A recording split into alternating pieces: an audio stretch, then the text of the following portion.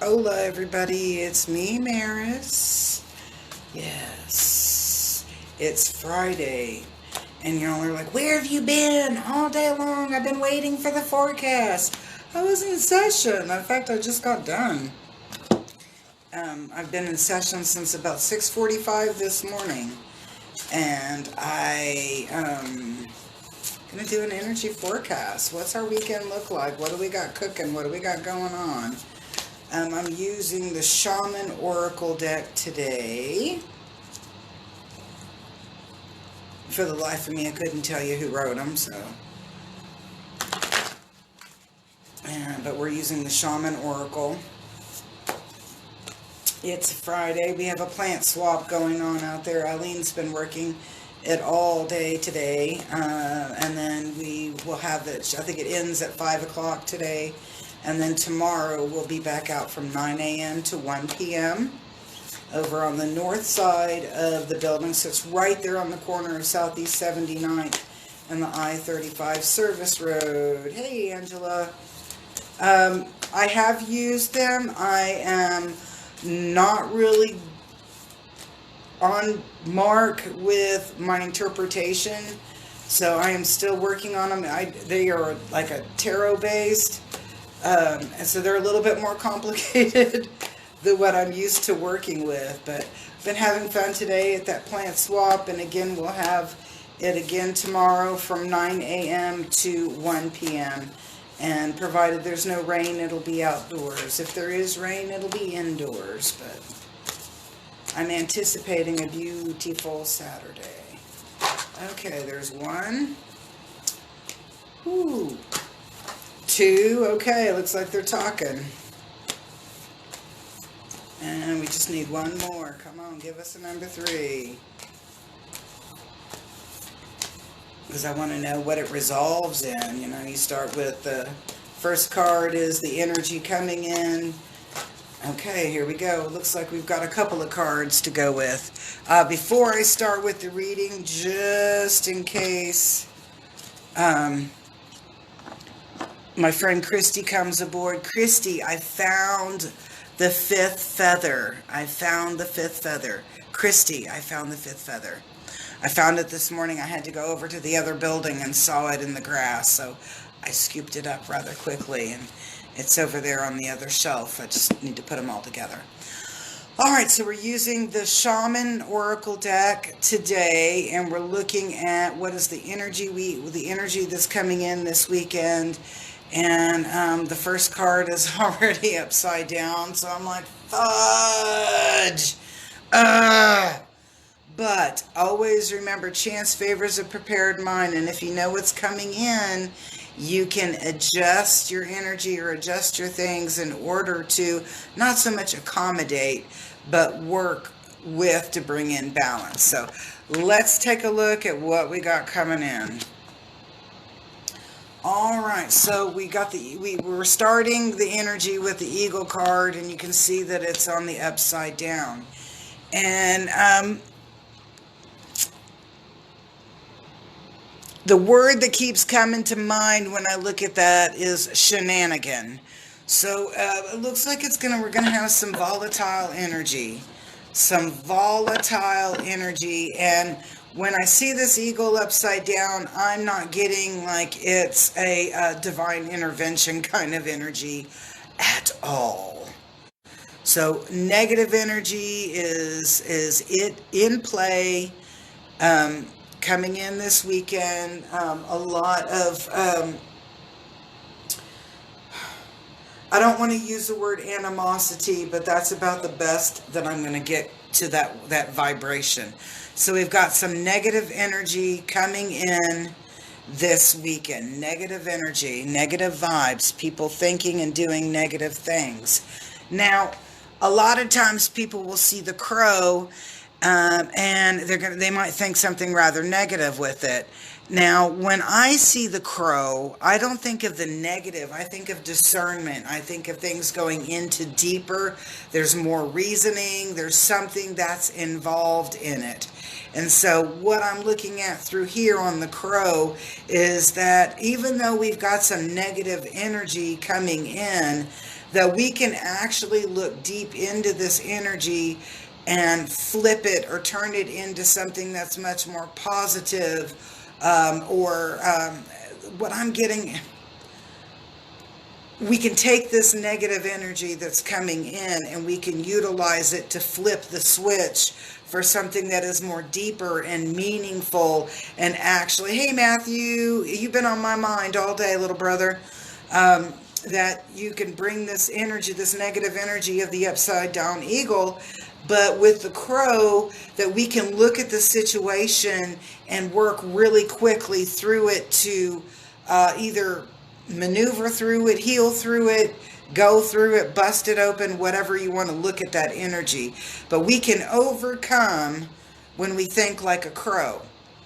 I was watching a documentary one day, and it was about a crow, and what they did was they had a goodie, and it was at the end of this crow obstacle course where they had to figure out 100 things to do in order to get to the cookie at the end. And so the crow comes up, so they have him set up, and they put the crow into this little cage room, and he's looking at it, and he sees the cookie at the end, and he's looking at everything in between, and within 20 minutes he's got the cookie in his beak. That's what this energy is telling you here, is that not everything, there's a lot of negative vibe that's coming through, a lot of negative feelings, a lot of negative emotions, a lot of negative actions, but be like the crow and observe it all and figure out what is the quickest path to getting to where you need to go. So some of us might look at this, because I look at this, even though this is an obstacle card, I'm actually looking at it as in a advantage card. An advantage card, because if I know what my obstacle is, and this is going to be making something out of nothing, I can do that. All right, or making peace out of violence, or whatever on that. So that's what we're looking at. We're looking at the crow and about having this discernment and this enlightenment and this engagement, and to look deeper into the results so we can get the cookie at the end.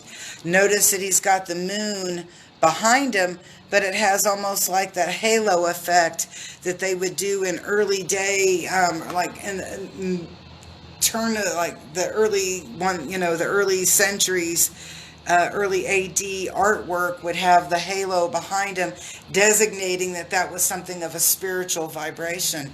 So let's look at the crow as this spiritual vibration or an incentive to do better. Now, my husband really likes the coyote card, or the coyote, whichever way you want to pronounce it, coyote. They're very, very much lone wolf.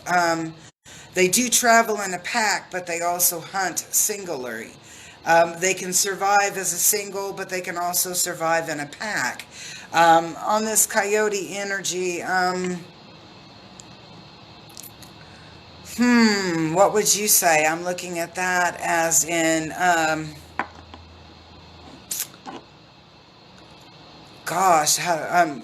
almost a placating, sit back and watch. A decrease in the intensity of your attention or your focus. Is that a good thing? Is that a bad thing? Sometimes when we take our focus off of something, it can either resolve or dissolve. Sometimes when we take our focus off of something, it can either dissolve or resolve. And that's what this is talking about, is not putting so much intense intention and attention into the things that are going on. Now, this is my hope, and we've got a couple more. We've got 2 more cards right here. So we've talked about, we've got the eagle in a negative or a reverse position, kind of like giving us this little insight that it's a lot of chaos, a lot of not a lot of structure, a lot of flying off by the cuff. And then we had the crow, and the crow is very meticulous. Lots of birdies today, right?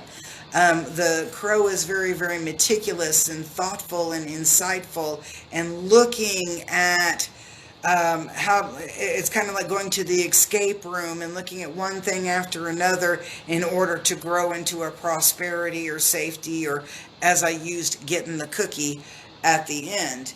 And then we had the coyote, and the coyote was in that reverse. So we're not talking about being this super stud, I can be a pack animal or I can be a lone wolf kind of energy. We're looking at a more passive, just kind of disconnect and don't put so much focus onto it.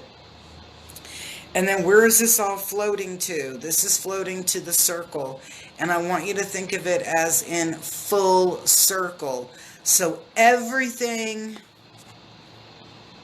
that you have been sending out, that you have been sharing, that you have been doing, that you have been breathing, everything that you've been putting out now has this opportunity to come back and make full circle. So if you were planning good stuff, then you're going to be swamped out with some good stuff and cool, groovy energy. If you've been a little naughty, maybe being a little bit of the bitch there, I've been that way, then you're going to get a lot of bitch energy back. So this weekend is talking about what you've sent out is what you're going to be getting back in. What you've sent out is what you're going to get back in. We're coming full circle. We're coming into circle with who we are, what we've been doing, and how we've been handling our business. Okay? So you can either sit back and let it resolve or dissolve, or you can play into that energy, and you're going to get lost doing that. You're going to get lost doing that. The final card that we're looking at here is the upper world. And when we look at upper world, and let me let you look at that. When we're talking about upper world has a lot to do with heaven. Upper world has a lot to do with creator energy, with source energy, with angels, with, our ancestors, the people that have passed on, etc. We look at the upper world as that heavenly district. We look at the upper world as the heavenly district. And often when you're working with the upper world energy, things just kind of manifest and show up, kind of like, oh, I was so blessed. I didn't anticipate this, and boom, here it is. Well, this energy here is saying, don't expect to,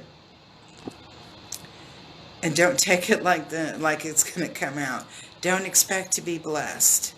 Don't expect for like some, miraculous, boom, oh, I just got $50,000 from the sky.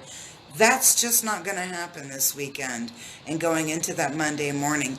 This is saying everything that you receive is something that you have put elbow grease, effort, energy, focus, direction into.